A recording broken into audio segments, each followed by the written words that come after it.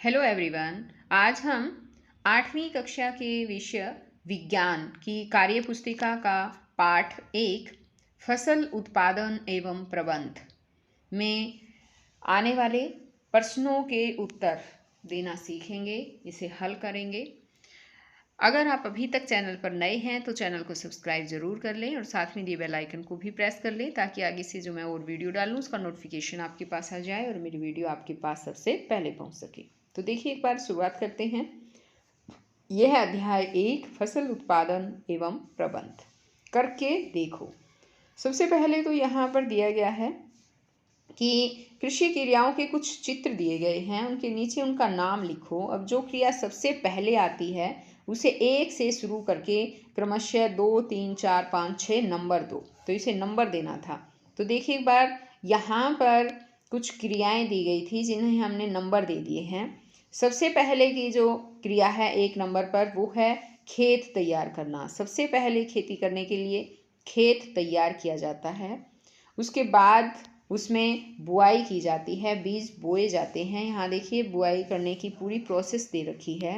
उसके बाद होता है सिंचाई का काम, उनको सींचा जाता है।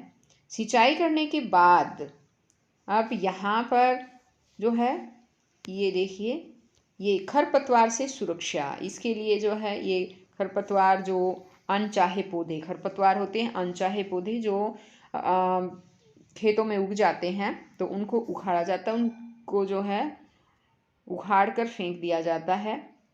4 नंबर पर ये आएगा। फिर 5 नंबर पर है छिड़काव। यहाँ पर देखिए, कई बार जो है फसलों में बीमारियां सी लग जाती है, तो उनके लिए जो है वो खाद वगैरह का छिड़काव किया जाता है, यूरिया वगैरह का। तो वो दिखाया गया है 5 नंबर पे। और 6 नंबर पर हम उसके बाद आएगा कटाई, फिर कटाई करते हैं। तो इस तरह से ये सारे नंबर हमने दे दिए हैं। अब आगे यहाँ इसने पूछा है कि फसल उगाने में कई काम होते हैं, पता करो कि ये कौन कौन से हैं और किस क्रम में होते हैं। तो इसके लिए सबसे पहले मिट्टी तैयार करना है, फिर बुआई है, फिर है खाद एवं उर्वरक देना, फिर उसके बाद है सिंचाई, फिर खरपतवार से सुरक्षा, फिर है कटाई, और 7वें नंबर पर ये आ जाता है भंडारण। लास्ट में भंडारण किया जाता है। ओके, अब यहाँ पर आगे देखिए, नेक्स्ट क्वेश्चन है। यहाँ इसने पूछा है नेक्स्ट क्वेश्चन में कि नीचे कुछ फसलों के नाम लिखे हैं, जैसे ज्वार, मक्का, गेहूँ, चावल, बाजरा, मूंगफली, मूंग, चना, मटर, तिल। इन फसलों को रबी और खरीफ फसलों में बांटो। तो रबी की फसलें देखिए, उसमें आ जाती है गेहूँ, चना, मटर। खरीफ की फसल है, ये है चावल, मक्का, मूंगफली, तिल, मूंग और ज्वार। जो फसलें रबी और खरीफ दोनों में बोई जाती हैं उनके नाम लिखो। तो उसमें आ जाते हैं तरबूज, खीरा, खरबूजा, लौकी। अब यहाँ आगे नेक्स्ट क्वेश्चन है कि दी गई तालिका में निम्नलिखित फसलों के प्रत्येक समूह के 2 उदाहरण लिखो। फसल का समूह दे रखा है और उसके उदाहरण। दलहन फसलें, दलहन यानी कि जिससे दालें बनाई जाती है, मूंग और चना आ गया। तिलहन, जिससे कि तिल निकाला जाता है, जैसे सरसों है, सूरजमुखी है। 2-2 उदाहरण देने थे तो हमने 2-2 लिख दिए। इससे ज़्यादा भी बन सकते हैं बच्चों, ज़रूरी नहीं आप यही सेम उदाहरण लिखेंगे, आप अपनी तरफ से सही उदाहरण, दूसरे उदाहरण लिखिए। आगे है हरे चारे वाली फसलें, इसके लिए होता है ज्वार और मक्का। हरी खाद वाली फसलें, इसमें है लोबिया, डेंचा। अब जैसे कि आगे आ जाती है अनाज वाली फसलें, इसमें है गेहूँ, बाजरा, गेहूँ और बाजरा। अब आगे यहाँ है कि नीचे बनी सूची में से फसल को नुकसान पहुँचाने वाले जीवों को छांटो। जैसे यहाँ मेंढक, मकड़ी, ये सारे दे रखे हैं, तो उनमें जो है नुकसान पहुँचाने वाले जीव पक्षी, चूहे, तना छेदक, टिड्डा, गोलक शलभ, ये जो है नुकसान पहुँचाने वाले जीव हैं। अब आगे है यहाँ पर, तुम्हारे यहाँ फसल उगाने के लिए कौन कौन से उपकरण काम में लिए जाते हैं? हल, कुदाली, कल्टीवेटर। तुम्हारे यहाँ खरीफ में बोकर रबी में कटने वाली फसलों की सूची बनाओ। तो उसमें है चावल, बाजरा, मूंगफली। अब आगे है यहाँ पर कि एक ऐसी फसल का नाम लिखो जिसे तैयार होने में 1 साल लग जाता है। वो फसल है गन्ना। आगे है कि फसलों के बीच बीच में कुछ पौधे उग जाते हैं। ये क्या है? इनसे फसलों को क्या नुकसान पहुंचता है? तो फसलों के बीच बीच में जो पौधे उग जाते हैं उन्हें खरपतवार कहते हैं, क्योंकि ये फसली पौधों के आवास व भोजन को बांट लेते हैं, जिससे पैदावार कम होती है। अब आगे यहाँ दिया है कि नीचे लिखे कथनों के आधार पर खाद एवं उर्वरक में अंतर बताओ। तो है कि रासायनिक तत्वों का प्रयोग कर बनाया जाता है। क्या बनाया जाता है? उर्वरक। पेड़ पौधों एवं पशुओं के अपशिष्ट द्वारा तैयार किया जाता है। खाद जो है वो तैयार की जाती है।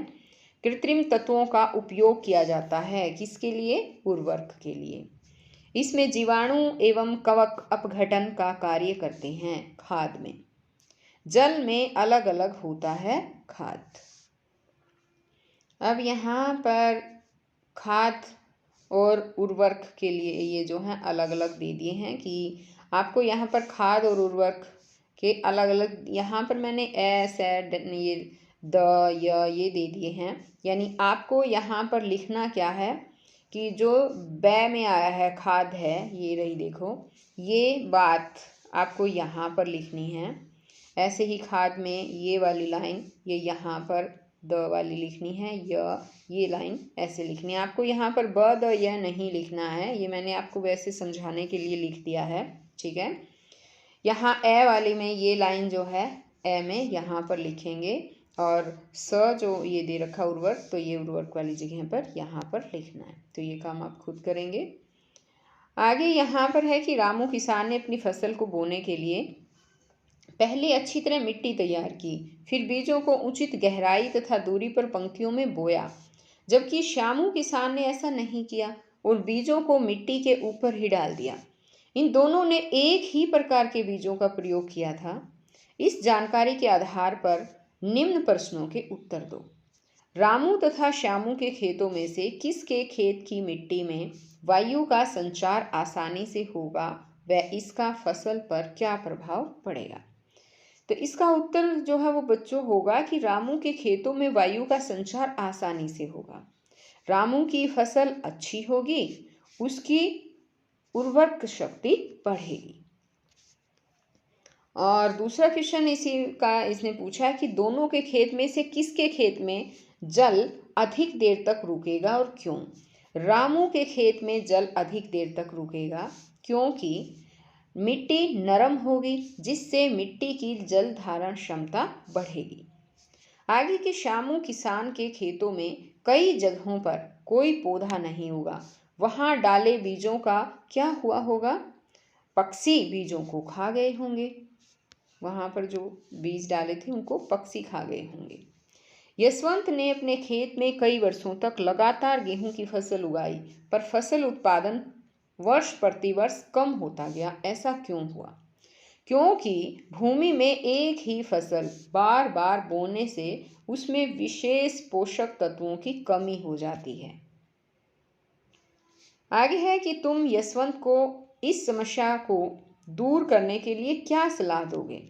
हम यशवंत को इस समस्या को दूर करने के लिए फसल चक्र अपनाने के लिए कहेंगे कि वो फसल चक्र यानी कि फसलों को अदल बदल कर बोने की सलाह देंगे कि लगातार एक ही फसल ना उगाए, फसल जो है वो बार बार बदलते रहें। इस प्रक्रिया में तुम जो विधि उपयोग में लाओगे उसका नाम लिखो। इसकी विधि है फसल चक्र, यानी फसलों को अदल बदल कर बोना। फसलों में खाद क्यों डालते हैं? फसलों की पैदावार बढ़ाने व भूमि की उपजाऊ शक्ति बढ़ाने, पोषक तत्वों की कमी पूरी करने के लिए फसलों में खाद डालते हैं। अब आगे यहाँ पर है कि कृत्रिम रूप से खाद कैसे बनाई जा सकती है। कारखानों में रसायनों के प्रयोग से कृत्रिम रूप से खाद बनाई जाती है।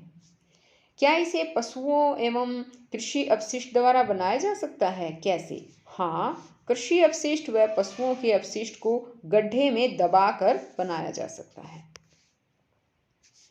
आगे की कृषि में केंचुओं का महत्व बताओ। केंचुआ भूमि की उपजाऊ शक्ति को बढ़ाता है, यह किसान का मित्र होता है। आगे है कि वासालीन, यह खरपतवार नष्ट करने की दवा है। ध्यान दीजिए, वासालीन जो एक बीजपत्री पौधे को नष्ट करती है। 2,4-D यह भी खरपतवार नष्ट करने की एक दवा है। ये दवा का नाम है जो सभी प्रकार के पौधों को नष्ट कर देती है। उपरोक्त जानकारियों के आधार पर निम्न प्रश्नों के उत्तर दो। एक किसान ने सोयाबीन के खेत में ये जो है ना 2,4-D ये दवा छिड़क दी। 2 से 4 ये डी जो दे रखी है दवा छिड़क दी, तो निम्न में से क्या हुआ होगा? सोयाबीन की फसल नष्ट हो जाएगी। ठीक है, क्योंकि ये बीजपत्री पौधे को नष्ट कर देती है। अब आगे है कि चने की फसल में किसान को खरपतवार नष्ट करने के लिए कौन सी दवा का इस्तेमाल करना चाहिए? चने की फसल में उसको बासालीन का प्रयोग करना चाहिए, बासालीन दवा का यूज़ करना चाहिए। अब आगे है कि एक किसान के दो खेत बिल्कुल साथ साथ हैं, उनकी मिट्टी भी एक जैसी है। एक खेत में किसान ने सबके पौधे उगाकर बरसात में उसे जोत दिया, दूसरे खेत में उसने ऐसा नहीं किया। फिर उसने दोनों के खेतों में एक ही तरह से गेहूं उगाया। पहले खेत की उपज दूसरे की उपज से अधिक हुई। बताओ इसके क्या कारण हो सकते हैं? इसके कारण हो सकते हैं कि बीज उचित दूरी पर गहराई पर गिरेंगे और वायु संचार ठीक होगा। अब आगे है, तुम्हारे यहाँ अनाज के भंडारण के लिए क्या क्या तरीके अपनाए जाते हैं, पता करो और लिखो। हमारे यहाँ अनाज का भंडारण धातु से बनी टंकियों में किया जाता है। राम के पास बोने के लिए कुछ बीज है। राम कैसे पहचाने कि बीज स्वस्थ है या नहीं? पानी में डालने पर जो बीज तैरने लगे वे बीज स्वस्थ नहीं हैं, और जो बीज डूब जाएंगे वे स्वस्थ बीज हैं। अब आगे यहाँ पर है, देखिए एक बार हमारा नेक्स्ट क्वेश्चन। निम्नलिखित कथन में से गलत व सही छांटो तथा गलत कथनों को सुधार करके पुण्य लिखो। भूमि के ऊपरी स्तर की कुछ सेंटीमीटर गहरी मिट्टी ही पौधे की वृद्धि में सहायक होती है, तो ये बिल्कुल सही है। आगे है कि मिट्टी में मृत पौधों तथा जंतुओं के शरीर अथवा उनके अंश भी पाए जाते हैं जो मिट्टी में उपस्थित जीवों द्वारा नष्ट नहीं हो पाते हैं, तो ये बात गलत है। वो नष्ट नहीं हो पाते हैं, ऐसा नहीं आएगा। यहाँ आपको लिखना है कि मिट्टी में मृत पौधों और जंतुओं के शरीर तथा उनके अंश भी पाए जाते हैं जो मिट्टी में उपस्थित जीवों द्वारा नष्ट कर दिए जाते हैं। यहाँ पर आएगा वो नष्ट कर दिए जाते हैं।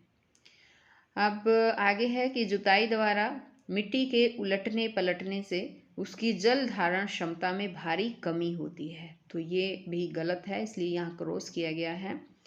यहाँ आएगा कि जुताई द्वारा मिट्टी के उलटने पलटने से उसकी जल धारण क्षमता में वृद्धि होती है। इस कमी की जगह जो है आपको वृद्धि लिखना है, ये कमी काट देना है। आगे यहाँ पर देखिए एक बार है कि मिट्टी में बीज डालने की क्रिया को प्रसारण कहते हैं, तो ये यहाँ पर प्रसारण जो है वो गलत है, उसको बुआई कहते हैं। मिट्टी में जो बीज डाला जाता है यानी बीज बोया जाता है वो बुआई होता है। आगे है कि पौधों को खनिज पोषक मिट्टी से न प्राप्त होकर जल द्वारा मिलते हैं, तो यहाँ पर ये बात भी गलत है कि मिट्टी से न प्राप्त होकर, यहाँ जो है न हटा देंगे इसका हम, और ये होगा कि पौधों को जो खनिज है वो मिट्टी से प्राप्त होते हैं, मिलते हैं। ठीक है, आगे है कि सिंचाई की किस्म एवं आवृत्ति मिट्टी के स्वभाव एवं फसल की किस्म पर निर्भर करती है, ये बात बिल्कुल सही है, इसलिए हमने इसको टिक किया।